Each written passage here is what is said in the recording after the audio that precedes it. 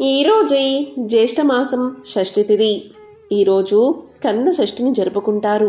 పైగా ఇది మంగళవారంతో కలిసి వచ్చింది. మంగళవారము అంటే సుబ్రహ్మణ్యుడికి ఎంతో ప్రీతికరమైన రోజు. ఈరోజు ఈ కథను వింటే చాలు, జన్మజన్మల పాపాలు తొలగి కోటి జన్మల పుణ్యం వస్తుంది.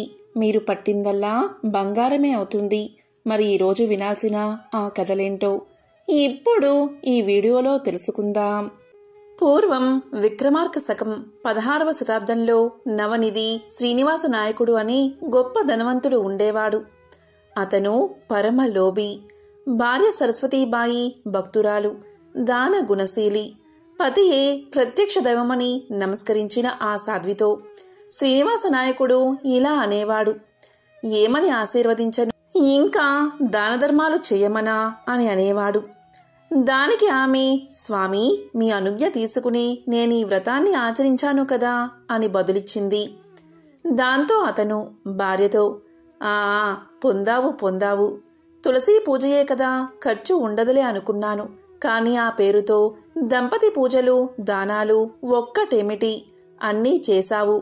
నీ సుపుత్రుడు వరదుడు లెక్క చూపిన తర్వాతే నాకీ విషయం తెలిసింది. నువ్విలాంటి నాగులు వ్రతాలు చేస్తే చాలు, మనందరం తలక జోలే పట్టుకోవాల్సి వస్తుంది అనేవాడు శ్రీనివాస నాయకుడు. దానికి భార్య, రామరామ అలా అనకండి. భగవంతుడు మనకు ఇచ్చినప్పుడే దానాదులు చెయ్యకుంటే లేనప్పుడు ఇవ్వగలమా అని సత్యం పలికేది. దాంతో సరస్వతీబాయితో శ్రీనివాస నాయకుడు ఇలా అనేవాడు, ఇందులో భగవంతుడు ఇచ్చింది ఏమున్నది, మా తాత ముత్తాతలు, మా నాన్నగారు, నేను ఎంతో శ్రమించి ఆర్జించినదే కదా అని పలికేవాడు. దానికి ఆమె, దాన ధర్మాదులకు ఉపయోగపడని ధనమెందుకు స్వామి, ఇలాంటి సత్కార్యములే సద్గతులకు చద్ది మూటలని సాధు సజ్జనులు అంటారు అని హితవు చెప్పేది. దాంతో అతను, ఆ సన్యాసుల మాటలకేమిలే, వాళ్ళలాగే అంటారు, అవన్నీ ఆచరిస్తూ కూర్చుంటే మనకు మిగిలేది బూడిదే. చూడు సరస్వతి, ధనం మూలం ఇదం జగత్ అన్నారు. ఆ సిరి యొక్క గరిమ ఎంతో కష్టపడి సంపాదించినా నాకు తెలుసు అని పలికేవాడు. ఆ భార్యాభర్తల సంభాషణ ఇలా ఉండేది. శ్రీనివాస నాయకుని అనంత పూర్వజన్మ పుణ్యమో లేక సరస్వతీబాయి అఖండ సౌశీల్య మహత్యమో. పుట్టు లోబి అయిన శ్రీనివాస నాయకుణ్ణి భక్త పురంధరదాసుగా మార్చాలి అనుకున్నాడు పాండురంగ విఠలుడు. ఏ దుర్గుణాన్నైనా నివారించవచ్చు, కాని లోభగుణాన్ని మార్చడం దుష్కరం అని అనుకున్న స్వామి స్వయంగా ఆ శ్రీనివాస నాయకుని వద్దకు ఒక బ్రాహ్మణుడి వేషంలో వచ్చాడు. ఎవరి పాదాలకు సకల చరాచర జీవులు ముక్తికై చేతులు జోడించి నమస్కరిస్తాయో అటువంటి స్వామి శ్రీనివాస నాయకుని ముందర నిల్చుని ఏదైనా దానం ఇవ్వమని యాచించేవాడు. కసురుకుంటూ వెళ్ళగొట్టేవాడు శ్రీనివాస నాయకుడు. ఈ విధంగా భగవంతుడు శ్రీనివాస నాయకుడు ఎన్ని అవమానాలు చేసినా రోజు పుత్ర వాత్సల్యంతో వచ్చి ఏదో ఒకటి దానం ఇవ్వమని అర్థించేవాడు. భగవంతుడు ఎన్నిసార్లు అడిగినా ఆ శ్రీనివాస నాయకుడు ఒక్కసారి కూడా ఏమీ ఇవ్వలేదు. ఇలా ప్రతిరోజు ఆ లక్ష్మీపతి శ్రీనివాస నాయకుణ్ణి మార్చడం కోసం పడరాని పాట్లు పడ్డాడు. బహుశా ఇందుకేనేమో ఆ భగవంతుడు ఆశ్రిత పక్షపాతి అని నిందించబడ్డాడు. నీవే తప్ప ఇతర మెరుగునని శరణువేడిన సరస్వతీబాయిని రక్షించడానికేనేమో ప్రాయశః స్వామి ఇన్ని పాట్లు పడ్డాడు. లేదా కర్మయే పరమాత్మ అన్న నిజం నిరూపించేలా శ్రీనివాస నాయకుని పూర్వజన్మల పుణ్యానికి ఫలంగా ఇలా అనుగ్రహించదలిచాడో స్వామి. ఆ పన్నగసాయి లీలలు అర్థం చేసుకోవడం ఎవరి తరము? ఏమైనా సరే నీకేమీ ఇవ్వను అని నిక్కచ్చగా అన్నాడు శ్రీనివాస నాయకుడు. ఒకరోజు విప్రవేషంలో ఉన్న భగవంతుణ్ణి చూసి, అయ్యా, వీడు నా ఒక్కగానొక్క కొడుకు, వీడికి ఉపనయనం చెయ్యాలని సంకల్పించాను. ఓం ప్రథమంగా మీ వద్దకొచ్చాను. మీరు దయతో ఏది ఇచ్చినా తీసుకుంటాను అని అడిగాడు భగవంతుడు. దానికి శ్రీనివాస నాయకుడు, ఏది ఇచ్చినా తీసుకుంటావా అని రెట్టిస్తూ, నేను ఇచ్చేది కిం అనక తీసుకు వెళ్ళిపోవాలి అని అంటూ ఇల్లంతా వెతికి వెతికి తుప్పుపట్టిన కానిబిళ్ళ తెచ్చి విటరునికి ఇచ్చి పంపించి పీడ వదిలింది అనుకున్నాడు శ్రీనివాస నాయకుడు. తరువాత ఏదో పని మీద నాయకుడు బయటికి వెళ్ళాడో లేదో మళ్ళీ ప్రత్యక్షమయ్యాడు విఠలనాథుడు. అతను ఇలా పలికాడు, అమ్మా నాకు సహాయం చెయ్యండి అన్నాడు. దానికి నాయకుడి భార్య, ఇందాకే కదయ్యా మా ఆయన ఇచ్చారు అని పలికింది. ఆ తుప్పు పట్టిన కానీ చూపించాడు స్వామి.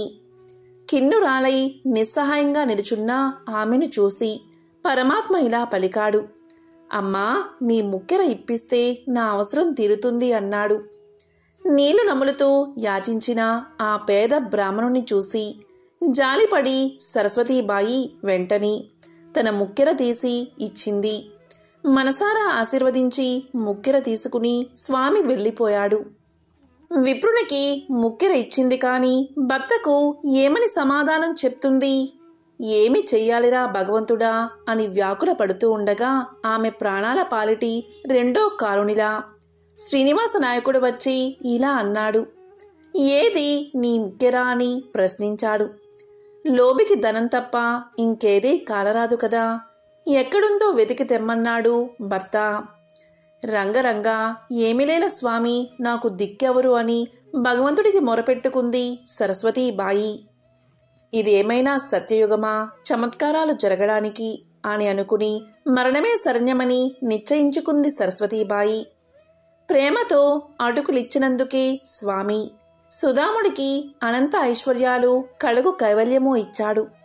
ఇక అవసరానికి ఏమీ సంకోచించక అడిగిందే తడువుగా ముక్కెర ఇచ్చిన ఆ సాధ్విని మరుస్తాడా స్వామి? సాధ్వి నీ దానగుణానికి భక్తికి మెచ్చాను. ముక్కెర దారపోసి ముక్తేశుడైన నన్ను కొన్నావు. ఇదిగో ముక్తిని తులతూచిన నీ ముక్కెర అన్న భగవంతుడి అంతర్వాణి వినిపించింది సరస్వతీబాయికి. దీంతో ఆమె ఎంతో సంతోషంతో ముక్కెర తీసుకుని భర్త దగ్గరకు వెళ్ళింది. అది చూసి అవాక్కయ్యాడు నాయకుడు. ఎందుకంటే విప్రుడు తన వద్దకే వచ్చి ముక్కెర అమ్మాడు. విషయం తెలిసింది ఆ దంపతులకు.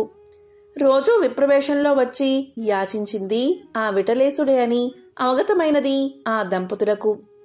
వడివాయక తిరిగే ప్రాణబంధుడు స్వామి అన్న సత్యం తెలుసుకున్నాడు నాయకుడు. ఆ రోజు నుంచి ఎన్నో దానధర్మాలు చేస్తూ భగవంతుడి భక్తితో కొలుస్తూ తరించారు ఆ దంపతులు. దాదాపు 4 లక్షల సంకీర్తనలు గానం చేసి భక్త పురందరదాసుగా ప్రసిద్ధికెక్కాడు శ్రీనివాస నాయకుడు. షష్ఠి తిథి సందర్భంగా సుబ్రహ్మణ్యుడికి సంబంధించిన ఒక విశేషమైన కథను ఇప్పుడు విందాం. శివపార్వతుల కళ్యాణం తర్వాత పార్వతీ అమ్మవారితో కలిసి పరమశివుడు ఆ కైలాసంలో 1000 సంవత్సరాలు ఏకాంతంగా కాలం గడుపుతున్నాడు.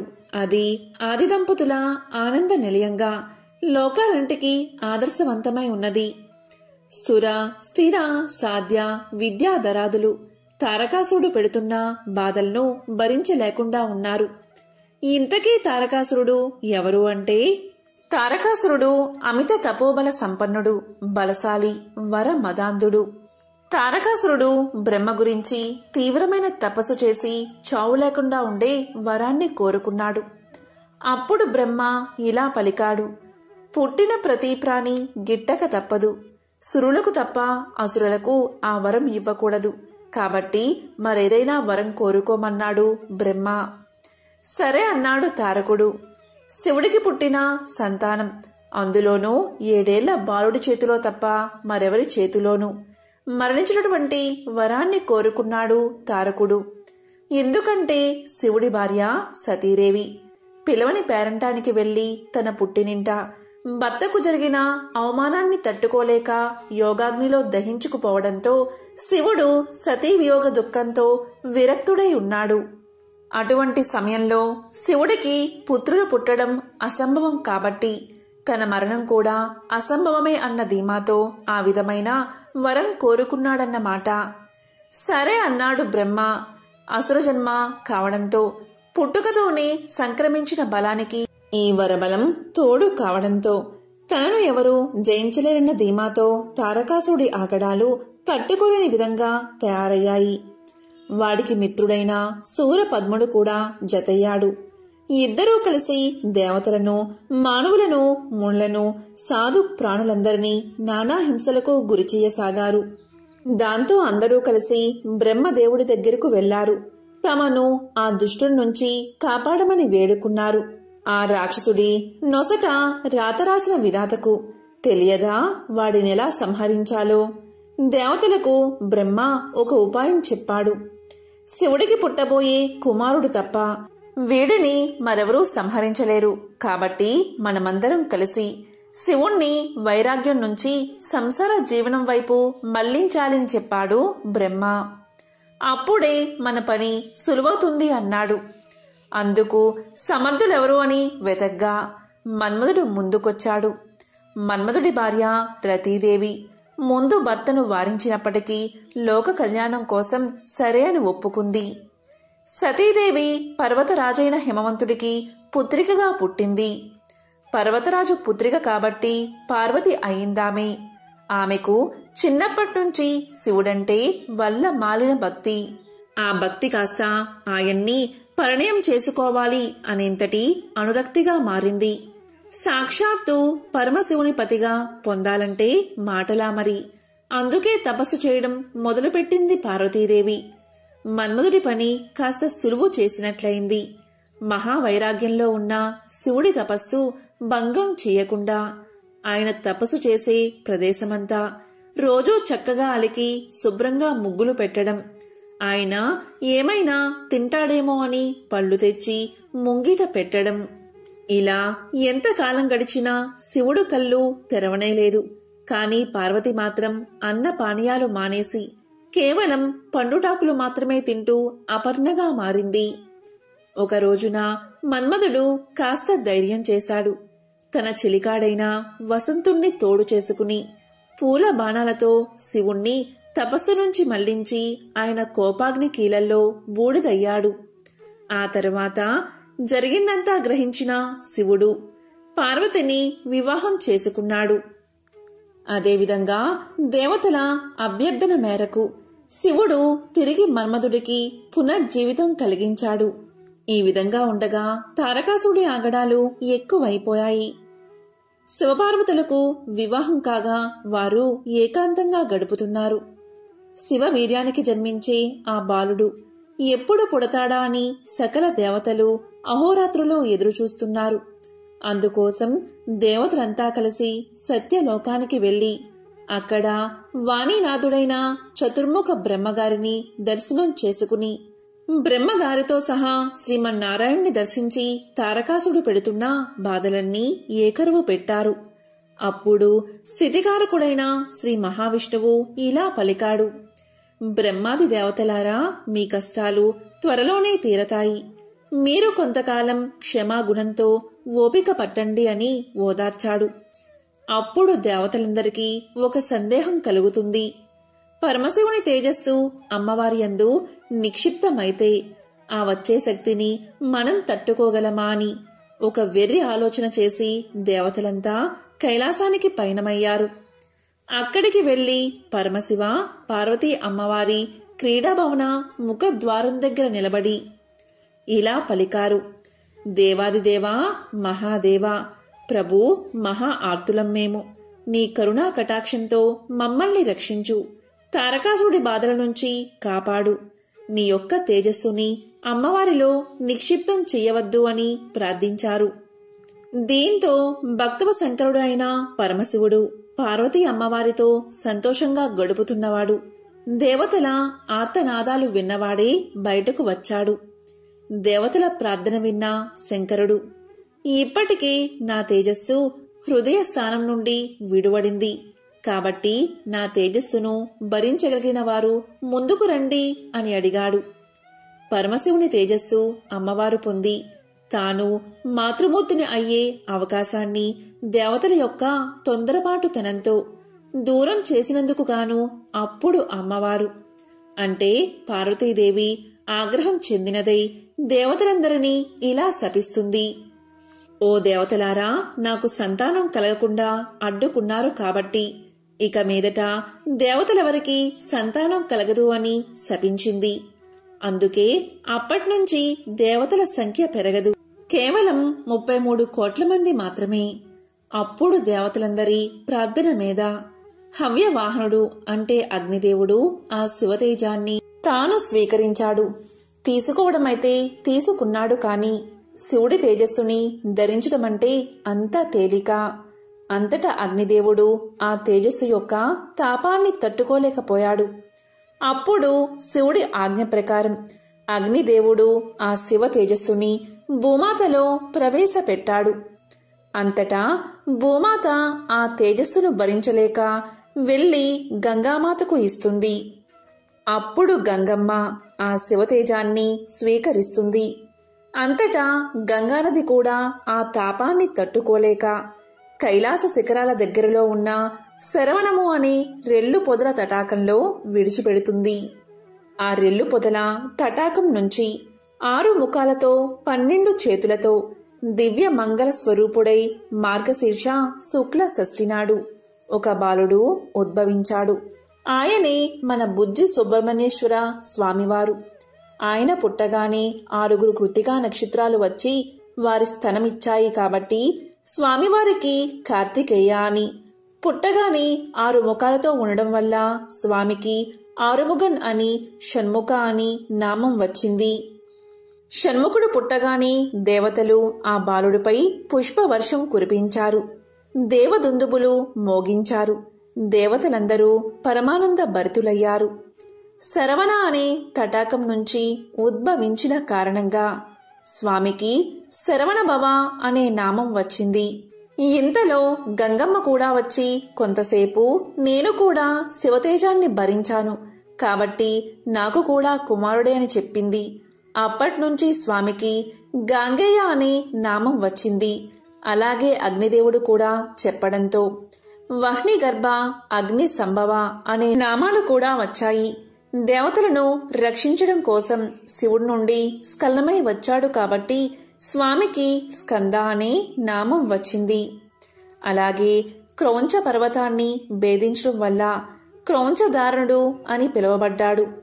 తమిళనాట స్వామివారిని మురుగన్, కంద, వెట్రివేల్, వేలాయుధన్, షణ్ముగన్, ఆరుముగన్, శక్తివేల్, పళని ఆండవన్ అనే నామాలతో కొలుచుకున్న వాళ్ల యొక్క ఇష్టదైవంగా చేసుకున్నారు.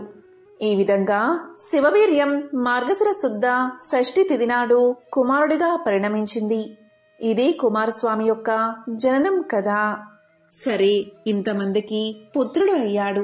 మరి మన జగన్మాత పార్వతీమాతకి సుబ్రహ్మణ్యుడు ఎలా పుత్రుడయ్యాడు అని అడిగితే, త్రిపుర రహస్యంలో మహత్య ఖండంలో బ్రహ్మగారి మానసపుత్రుడైన సనత్ కుమారుడే సుబ్రహ్మణ్యుడిగా వచ్చారని చెప్పబడి ఉంది.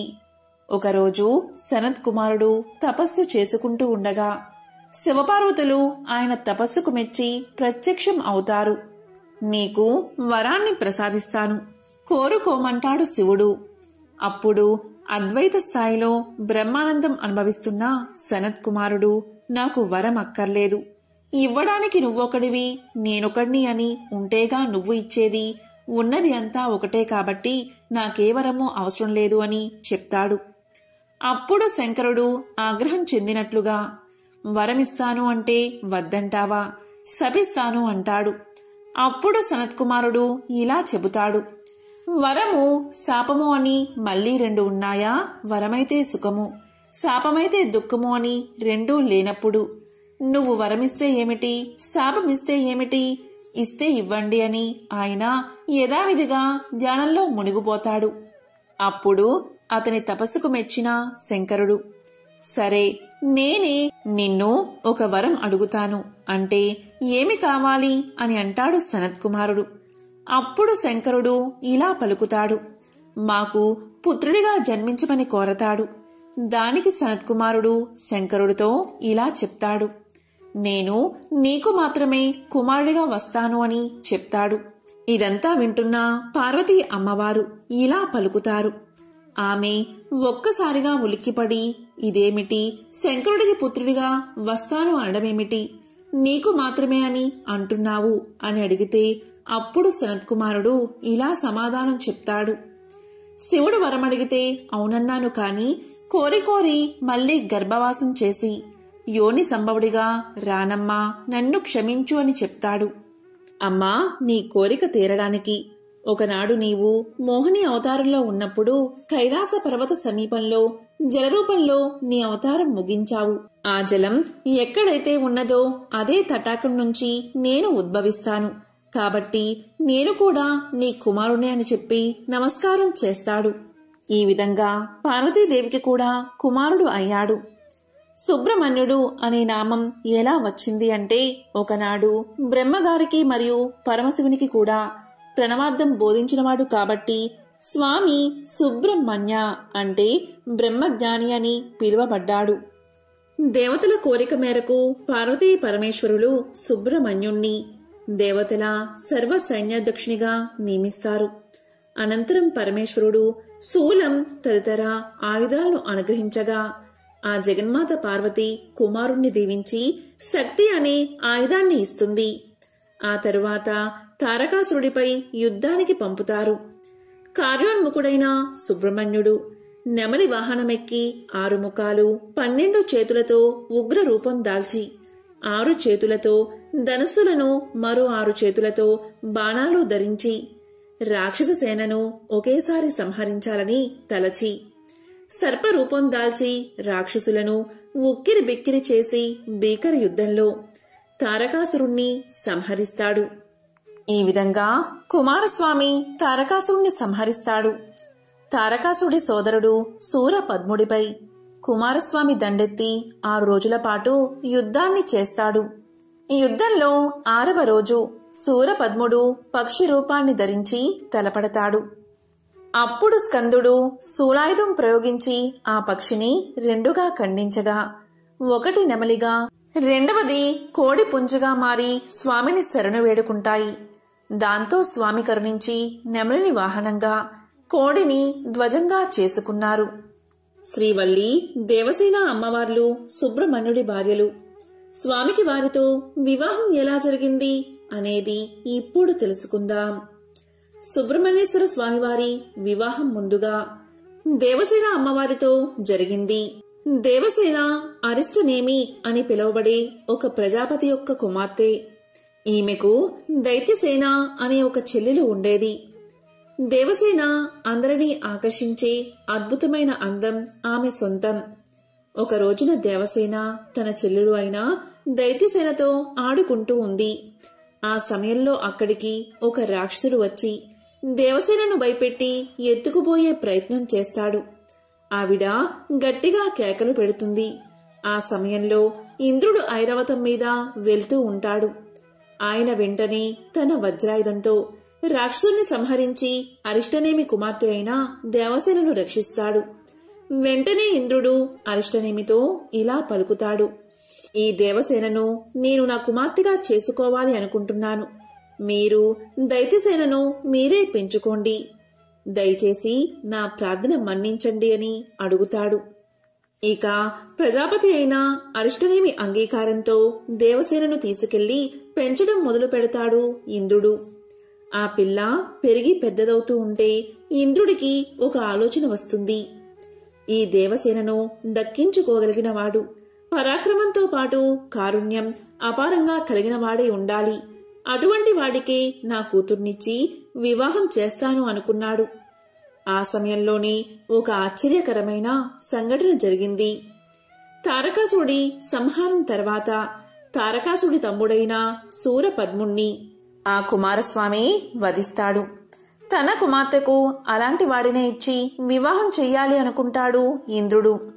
సుబ్రహ్మణ్యుడి పరాక్రమాలు చూసిన ఇంద్రుడు అతని తల్లిదండ్రులైన శివపార్వతుల గురించి తెలిసిన వాడే కావడంతో తన కూతురైన దేవసేనను సుబ్రహ్మణ్యుడికిచ్చే వివాహం చెయ్యాలి అని నిశ్చయించుకుంటాడు.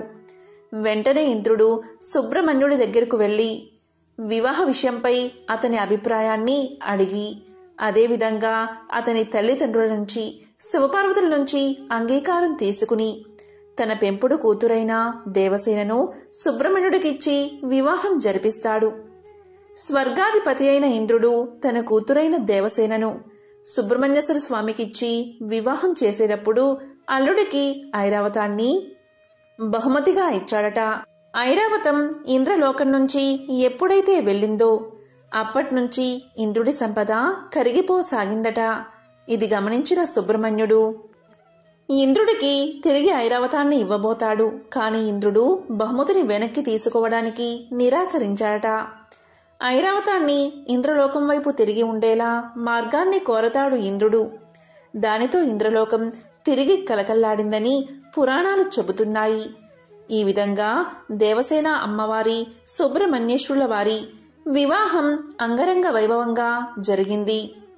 ఇక వల్లీదేవి స్వామివార్ల వివాహం ఎలా జరిగిందో ఇప్పుడు తెలుసుకుందాం. పురాణాలలో కుమారస్వామి శ్రీ వల్లీల వివాహం ఎంతో విచిత్రమైనది. దీని వృత్తాంతం తప్పకుండా తెలుసుకోవాలి. కుమారస్వామి స్వర్గంలో విహరిస్తూ దేవసేనతో కలిసి సుఖాలు అనుభవిస్తున్నాడు. ఆ సమయంలో నారదుడు అక్కడికి వచ్చాడు. మహర్షిని సగౌరవంగా ఆహ్వానించి సత్కరించాడు కుమారస్వామి. కుశల ప్రశ్నలు అయిన తర్వాత, స్వామి, ముల్లోకాల్లోని జనులు సుఖంగా ఉన్నారా? దుర్మార్గులు, దుష్టులు, అధర్మ పరులు విజృంభించడం లేదు కదా? త్రిలోక సంచారులు, తమకు తెలియని విషయాలు ఉండవు, దయచేసి సెలవియ్యండి అన్నాడు కుమారస్వామి. దానికి నారదుడు ఇలా పలికాడు. కుమారా, నువ్వు సేనానిగా ఉన్నప్పుడు అధర్మపరులు, దుర్మార్గులు ఎక్కడ ఉంటారు? లోకాలన్నీ సుఖశాంతులతో హాయిగా ఉన్నాయి.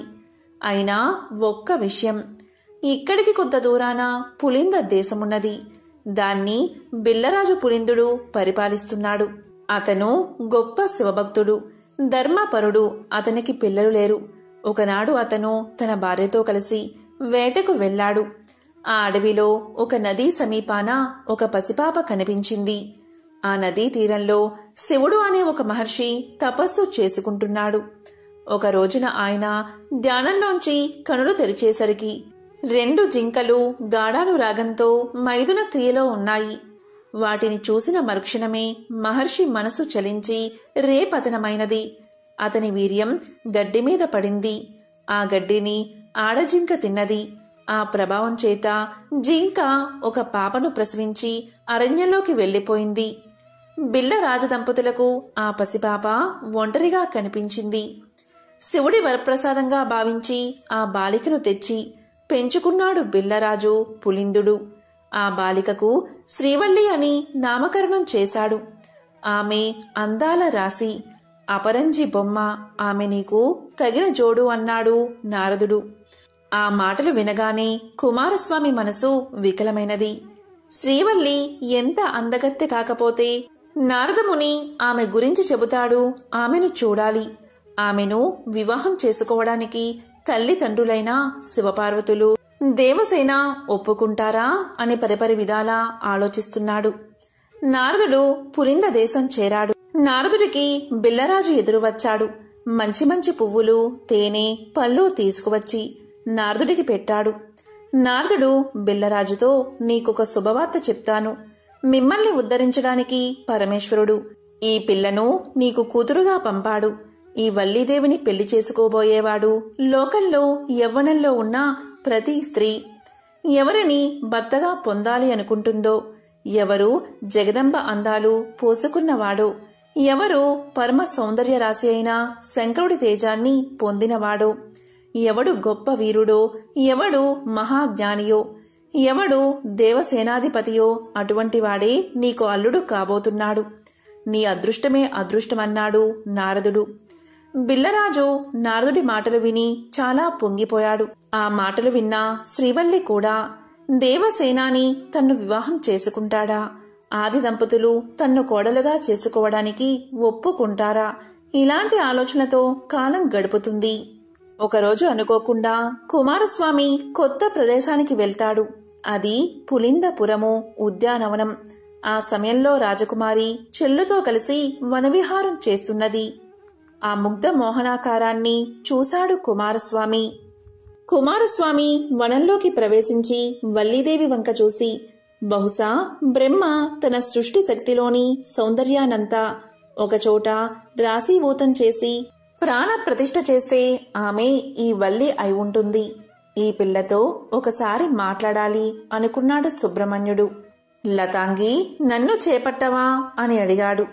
ఆవిడ ఈయన వంక చూసి, అబ్బో ఇతడు ఎంత అందగాడో అనుకుని, నారదుడు మా ఇంటికి వచ్చినప్పుడు నాకు సుబ్రహ్మణ్యుడితో వివాహం అవుతుందని చెప్పాడు.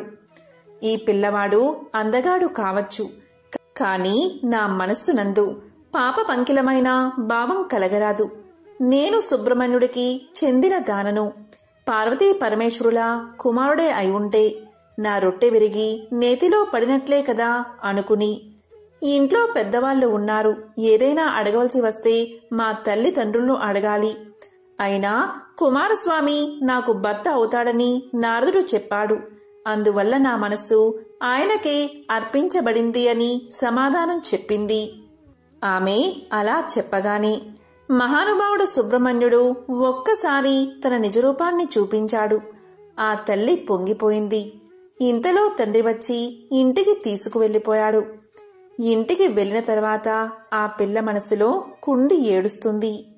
అయ్యో, ఎక్కడి మహానుభావుడు, నేను ఒక్క మాట నోరు తెరిచి చెప్పలేదు అని బాధపడుతూ ఉండగా చెలికత్తె ఇలా పలికింది. ఎందుకమ్మా బెంగ పెట్టుకుంటావు? ఒక ఆకు మీద ఉత్తరం రాసి నాకు ఇవ్వు, నేను పట్టుకు వెళ్లి ఆయనకు ఇస్తాను అంది. అక్కడ సుబ్రహ్మణ్యుడు పుష్పవాటికయందు ఒక సరోవరం ఒడ్డున కూర్చుని ఉన్నాడు. చెలికత్తె వెళ్లి పత్రం చూపించింది. ఆయన చదివి వల్లీదేవి దగ్గరకు వెళ్దాము అన్నాడు. అప్పుడు చెలికత్తె, అలా వద్దు, నేను పిల్లను తీసుకువస్తాను అని చెప్పి వెళ్లి వల్లీదేవిని తీసుకువచ్చింది. వారిద్దరూ మాట్లాడుకుంటూ కూర్చున్నారు. ఈలోగా తెల్లారిపోయింది. పిల్ల కనబడలేదని అందరూ వెతుకుతూ సరోవరం ఒడ్డు దగ్గరకు రాగా ఇద్దరూ కనబడ్డారు. బిల్ల నాయకుడికి ఆ యువకుడు సుబ్రహ్మణ్యుడు అని తెలియదు. సుబ్రహ్మణ్యుడు కూడా వేటగాని వేషంలో ఉన్నాడు. వెంటనే ఆగ్రహంతో తన పరివారంతో ఆయన మీద బాణాలు ప్రయోగించాడు బిల్ల నాయకుడు. అప్పుడు సుబ్రహ్మణ్యుడు పీలగా నవ్వుతూ వాటన్నిటినీ స్వీకరించి వల్లీదేవి వంక చూసి వారి మీద సమ్మోహనాస్త్రాన్ని ప్రయోగించాడు. అందరూ కిందపడి స్పృహతప్పిపోయారు. అప్పుడు వల్లీదేవి తన వాళ్ళందరూ పడిపోయారని ఏడ్చింది. అప్పుడు స్వామివారు అనుగ్రహించేసరికి మరలా వారందరికీ స్పృహ వచ్చి లేచారు. వారు లేచి చూసేసరికి శూలం పట్టుకుని నెమలి వాహనం మీద వల్లీదేవితో కలిసి కూర్చున్న సుబ్రహ్మణ్యుడు సాక్షాత్కరించాడు. ఆ బిల్లులందరూ నేలమీద పడి సుబ్రహ్మణ్యుడికి సాష్టాంగ నమస్కారం చేసి పొంగిపోయారు. నారదుడు దేవసేనతో పార్వతీ పరమేశ్వరులతో అక్కడకు వచ్చాడు. నేనెంత భాగ్యవంతురాలినో కదా అనుకుని వల్లీదేవి పార్వతీ పరమేశ్వరులకు నమస్కారం చేసింది. అప్పుడు సంతోషంగా పార్వతీ పరమేశ్వరులతో దేవసేనతో కలిసి ఏ అరమరికలు లేకుండా ఆనాటి నుంచి ఈనాటి వరకు భక్తుల కోర్కెలు అనుగ్రహించడానికి సుబ్రహ్మణ్య స్వామివారు తిరుత్తనియందు వెలసి ఉన్నారు. సుబ్రహ్మణ్యుణ్ణి పూజిస్తే మన పాపాలన్నీ దగ్ధం అయిపోతాయి, వంశాభివృద్ధి కలుగుతుంది. ఇది శ్రీ సుబ్రహ్మణ్యేశ్వర స్వామివారి యొక్క వివాహ కథ. సుబ్రహ్మణ్య స్వామివారి యొక్క గొప్ప శిష్యుల్లో అగస్త్య మహాముని ఒకడు. అగస్త్య మహాముని స్వామివారి దగ్గర నుంచి సకల జ్ఞానాన్ని పొందాడు. అగస్త్య మహర్షికి ద్రవిడ వ్యాకరణం సుబ్రహ్మణ్య స్వామివారే నేర్పారు. పూర్వం దేవదానవ యుద్ధంలో చాలామంది దానవులు నిహతులైపోయారు. కాని అందులో ఇడుంబున్ అనే ఒక రాక్షసుడు మాత్రం అగస్త్యుడి పాదాలు పట్టుకున్నాడు. అప్పుడు అగస్త్యుడు సంతోషించి వీడిలో మిగిలిపోయిన కొద్ది రాక్షస భావాలు తొలగించాలి అనుకున్నాడు. సాధారణంగా ఎవరైనా పెద్దలు తన వల్ల కాని పని గురువుకు అప్పచెప్పుతారు. వీడు రాక్షసుడు కదా అని సంహరించడం కాదు, వీడిలో ఉన్న అసురీ గుణాలు తీసేయాలి అని ఆలోచించి లోకంలో ఆది గురువు దక్షిణామూర్తి శంకరుడు ఉండేది కైలాసంలో కదా, అందుకని ముందు అక్కడికి పంపిద్దాము అనుకుని ఇడుంబుణ్ణి పిలిచి, ఒరేయ్, నేను కైలాసం నుండి 2 కొండలు తెద్దామని చాలా కాలం నుంచి అనుకుంటున్నాను. వాటిని శివగిరి, శక్తిగిరి అంటారు. నువ్వు వెళ్ళి ఆ 2 కొండలను ఒక కావిడిలో పెట్టుకుని నేను ఉన్న చోటికి తీసుకురా అని ఆజ్ఞాపించాడు. సరే ఇడంబుడు వంట్లో ఓపికంది కదా కైలాసం వెళ్ళి ఆ 2 కొండలను తన కావిడిలో పెట్టుకుని బయలుదేరతాడు. అప్పుడు శంకరుడు అనుకుంటాడు, ఈ రాక్షసుడి అసురీతత్వం పోగొట్టడం జ్ఞానరాశి అయినటువంటి మా సుబ్రహ్మణ్యుడు చేస్తాడులే అనుకుని ఇడంబుణ్ణి వెళ్ళనిస్తాడు. ఇక్కడ స్వామి పళని కొండ మీద చిన్న పిల్లవాడిగా ఉన్నాడు. ఇడంబుడు దారిలో వస్తూ ఉండగా సరిగ్గా పళని దగ్గరికి వచ్చేసరికి ఆ కొండలు మొయ్యలేక ఆయాసం వచ్చి కాసేపు కింద పెట్టి సేద తీరాడు ఇడుంబుడు. మళ్లీ కావిడి ఎత్తుకుందామని కిందకి వంగి కావిడి బద్ద భుజం మీద పెట్టుకుని లేచి నిలబడి 2 వైపులా బరువు సమానంగా ఉండేలా సర్దుదామని చూస్తే ఒకవైపు ఎక్కువ బరువు ఇంకోవైపు తేలిక అవుతోంది కాని సమానంగా ఎంతసేపటికి కుదరట్లేదు. ఇంకా విసుగొచ్చి ఏమిటిరా ఈ కావిడి అనుకుని అలా పైకి చూస్తాడు ఇడుంబుడు. పైకి చూడగాని అక్కడ సుబ్రహ్మణ్యుడు చిన్న పిల్లవాడి రూపంలో పకపకా నవ్వుతున్నాడు. ఇది చూసి ఇడుంబుడికి కోపం వచ్చేసింది. ఇదే రాక్షస ప్రవృత్తి అంటే. ఏదో చిన్నపిల్లవాడు నవ్వుతున్నాడులే అనుకోవచ్చు కదా.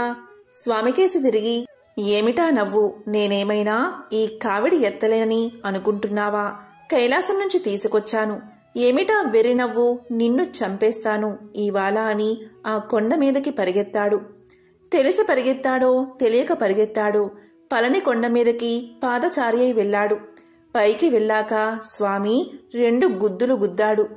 ఇంకా ప్రాణం వదిలేస్తున్నాను అన్నప్పుడు వాడికి తెలిసింది, ఈ పిల్లవాడు సామాన్యుడు కాదురా, మా గురువుగారికి గురువు, సాక్షాత్తు ఈశ్వరపుత్రుడు అని. అప్పుడు వేడుకుంటాడు, ఈశ్వరా, తెలుసుకోలేకపోయాను. మీ చేతి గుద్దులు తిన్నాను. నాకు వరాన్ని ఇవ్వండి అన్నాడు. ఏమిటో అడుగు అన్నాడు స్వామి. ఇడంబుడు ఇలా పలికాడు, స్వామి, నేను ఈ పళనిలోనే కదా కావిడి ఎత్తలేకపోయాను. ఈ కావిడి వల్లనే కదా మిమ్మల్ని చేరడానికి మార్గం లభించింది. అందుచేత లోకంలో ఎవరైనా సుబ్రహ్మణ్యుణ్ణి ఏ ఆరాధన చెయ్యకపోయినా ఒక్కసారి కావిడి పాలతో కాని, విభూతితో కాని, పూలతో కాని, తేనెతో కాని, నేతితో కాని భుజం మీద పెట్టుకుని మేము సుబ్రహ్మణ్యుడి దగ్గరికి వెళ్ళిపోతున్నామని పాదాచారులై నీ గుడికి వస్తే అటువంటి వాళ్ళు సుబ్రహ్మణ్య ఆరాధన శాస్త్రంలో ఎన్ని విధాలుగా చెయ్యాలని ఉందో అంత ఆరాధన చేసినా ఫలితం వాళ్ళకి ఇచ్చేసేయాలి అన్నాడు ఇడంబుడు. స్వామి అనుగ్రహించి సరే అని ఆ కోరికని కటాక్షించి, ఇకపై నా దగ్గరకు వచ్చే భక్తులు ఎవరైనా ముందు నీ దర్శనం చేసి నా వద్దకు రావాలని వరాన్ని ప్రసాదించాడు. అందుకే అప్పట్నుంచి అన్ని సుబ్రహ్మణ్య క్షేత్రాలలో, ప్రత్యేకంగా తమిళనాడులో స్వామివారిని చేరే మార్గంలో ఇడంబుడి మూర్తి ఉంటుంది. అక్కడ ఆయనకు నమస్కారం చేసిన తర్వాతే సుబ్రహ్మణ్యుడి దర్శనం చేసుకోవాలి. ఎంతో పవిత్రమైన విశేషమైన ఈరోజు ఈ కథలను విన్నా, చదివినా, చెప్పినా, వినిపించినా జన్మల పాపాలు తొలగిపోతాయి. 1,000,000 జన్మల పుణ్యం వస్తుంది. సకల శుభాలు కలుగుతాయి. ఓం నమో నారాయణాయ. ఓం నమః శివాయ. ఓం శ్రీ మహాలక్ష్మియే నమః. ఓం శ్రీ మాత్రే నమః.